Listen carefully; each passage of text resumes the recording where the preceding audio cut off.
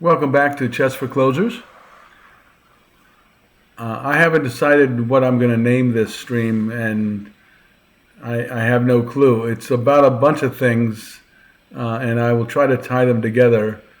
I think it's partly about doubled pawns and partly about the two bishops, and Fischer's 60 memorable games. I'm going to mention that, and Lasker, and I guess those are the sort of the main topics, and opening theory, comparative opening theory. I want to talk about the exchange variation of the Ruy Lopez. I started out playing this variation early on, and my mentor, Richard Paraso of Philadelphia, or suburban Philadelphia, and who has sadly passed to his reward. He was the best player at our chess club, and when he would see me play bishop takes, DC, and then D4, then black takes and white takes back with the queen, and the queens come off, he would wonder why I would play that. And I explained to him, I'm worried with stuff going on all over the board. I'm worried about losing a piece. I had already played my first tournament, but maybe not. But I was a serious player, whatever that means, pre-USCF. He said, relax, you're not going to lose a piece. And he convinced me, or tried to convince me, to play the King's Gambit. What I never played was the line castles instead of D4. And so I started playing in first term in 1969. Fischer had already played the exchange variation, and it was a sensation. This was before my time.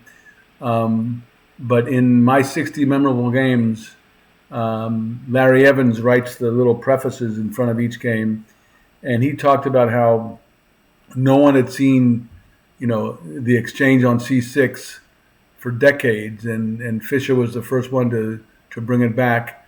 And most people did play D4, but Fischer didn't do that. Anyway, this is the position I'd like to talk about.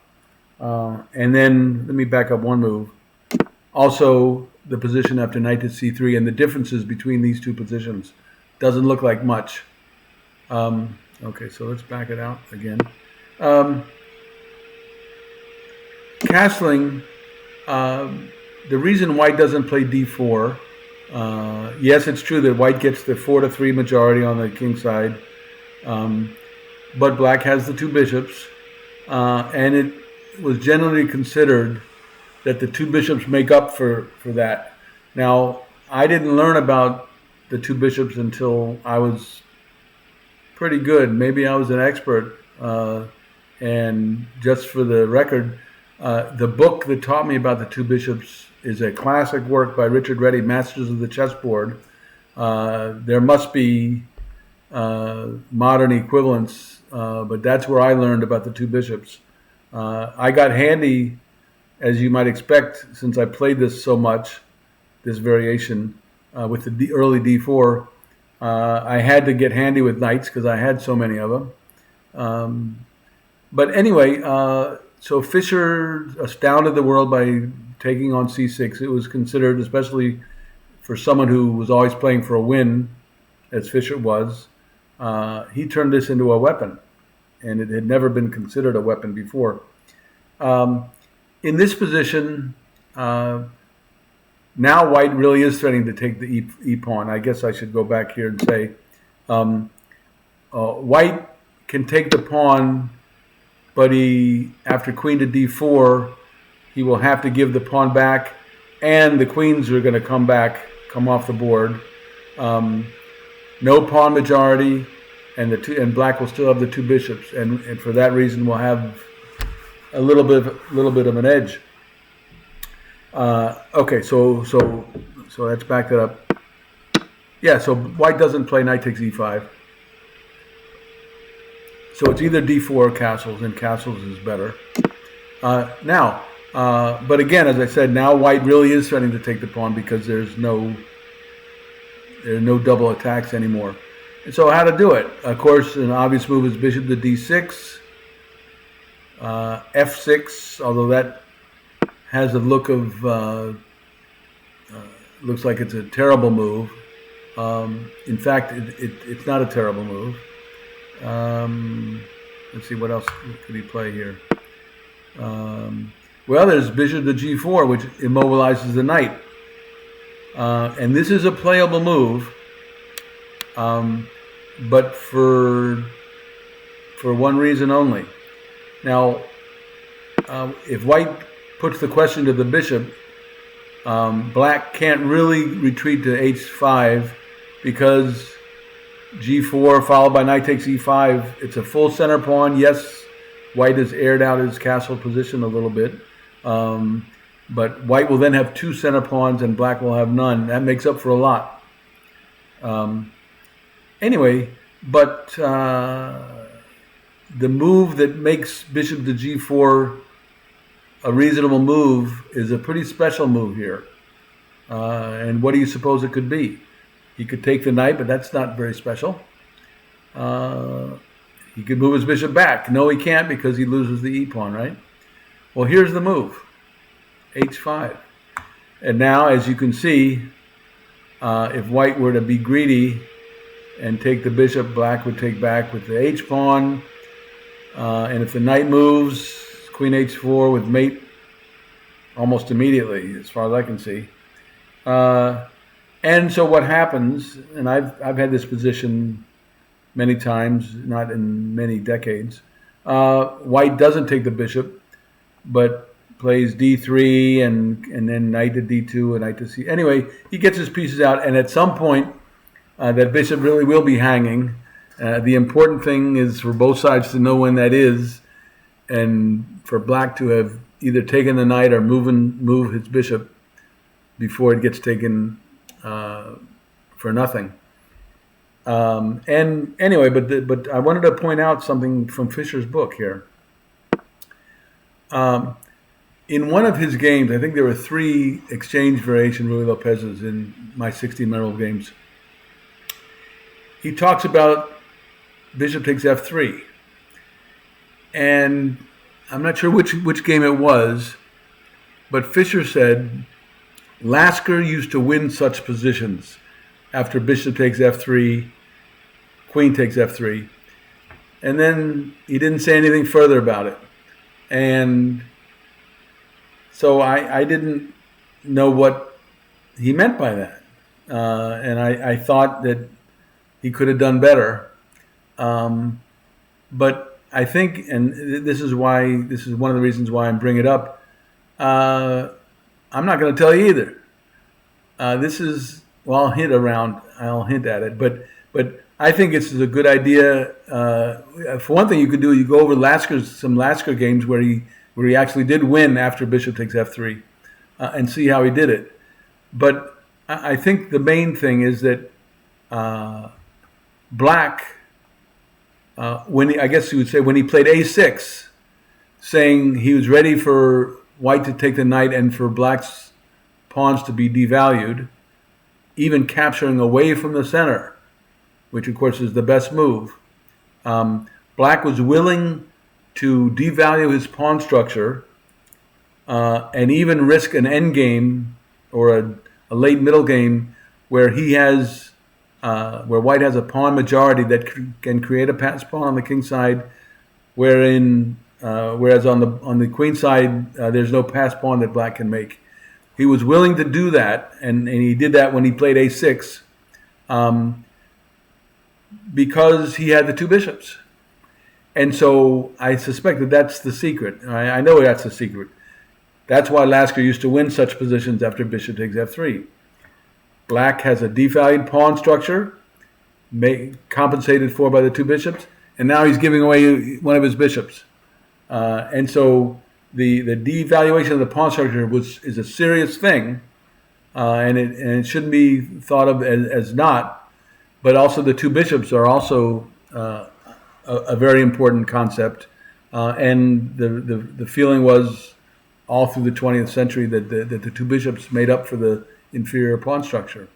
So if black is not going to play h5 here and offer this bishop, which white shouldn't take, if black doesn't know, for instance, about the h5 move, if he's just getting a piece out and saying, well, the e pawn is defended at least for one move, well, bishop to g4 is a mistake, because then he'll have to take on f3, and anyone who studied Lasker knows that he used to win such positions. Anyway, so let me back up and show you how I play, because I play the exchange Rui. Instead of castles, I play knight to c3. Again, now the e-pawn really is attacked, because the e4, there's no queen to d4 with a double attack on e5 and e4. And so, okay, so now the e-pawn has to be defended. So what do you suppose, is bishop to g4 playable here? Is it more playable or less playable or equally playable as it is in those previous positions? Look at it and see. Think about it for a minute. Okay, minute's up. It's got to be worse, right? Now black doesn't have h5. White will take that bishop. And so, as I was saying, if black didn't know about the h5 move in the earlier variation where white's castled, then bishop to g4 is a mistake, because he ends up having to take the knight. Well, h5 again is only playable because white's castled over there. If he's not castled and he's got an extra piece developed, bishop to g4 has got to be a mistake, because now you just have to take. And anyway, I can tell you that I played a lot of blitz games. Yeah, they take the knight. And so this is a position where Lasker used to win even more games. Because, well, what's the difference? So in one position, white has a knight out on c3, and the other position he's castled. Maybe there's not much of a difference. But the important thing is that black has given away his two bishops. He's still stuck with his devalued pawn structure. And so how to take advantage of this devalued pawn structure? Well, there are two basic ways. Isn't it nice to have two center pawns when your opponent has none? Yeah, who controls the center then? Okay, well, that argues for d3, castles at some point, and then f4, right? You get rid of the one pawn that your opponent has in the center, and you're left with a d and an e pawn. But that's not the only option. You can continue with the other standard, the d4 move, at some point, not now, of course. And then when the e and the d pawns disappear, white has his regular 4-3 majority, and black has his impaired 4-3 on the queen side. No two bishops to make up for it. And so this is a very pleasant choice for white. You can play for d4 or f4, and there's not really a middle game plan for black here. And also he can't. I guess he could prevent d4 by playing c5, but he can't prevent f4. And because white will have a bishop on c1 supporting it. He'll be castled, so he'll have a rook supporting f4. And there's just not much that black can show to make up for the fact that white has an open f file. His center is stronger. Anyway, so oh yeah, I want to show you something else here. Let me go back again. Yeah, if bishop to g4 isn't such a great move, well, what is? Well, we mentioned f6. Why would f6 would it even be playable? Never an option, right? Don't you remember Damiano's defense on move 2, e4, e5, knight f3, f6. Everyone knows that knight takes e5 is winning. But what's different about this? This is actually the best move here. So why is it okay here? Well, what white piece that usually could just make hash of black's position, but now it doesn't exist. It's the white bishop. Imagine a white bishop on c4. Well, no, black's getting mated then. But there is no white bishop. And when black's bishop comes out to e6, black bishop will come out to d6. All the black pieces will come out fine. And he's got the two bishops. And the two bishops make themselves felt in the long run, other things being equal. So f6 is a good move. And yes, white can play d4. I like to play d3 and then sort of play a middle game where no one is committed so much to in the center, one way or the other. And yeah, white he has a lot of knights, and so he gets to maneuver around with the knights. Black has to figure out how to improve his position such that it's helpful to have two bishops. And anyway, so again, I'm not sure what name I'm going to give this stream. I guess I give names to all the streams here. But I think the theme most important here is the two bishops. Not so much double pawns. Double pawns are underrated, I would say. They're bad. And I have a lot of fun when I talk to players who think that double pawns are just bad. I say, well, yeah, but they're center pawns, for instance, if they're both center pawns. Does the fact that they're center pawns make up for the fact that, suppose black has two e pawns?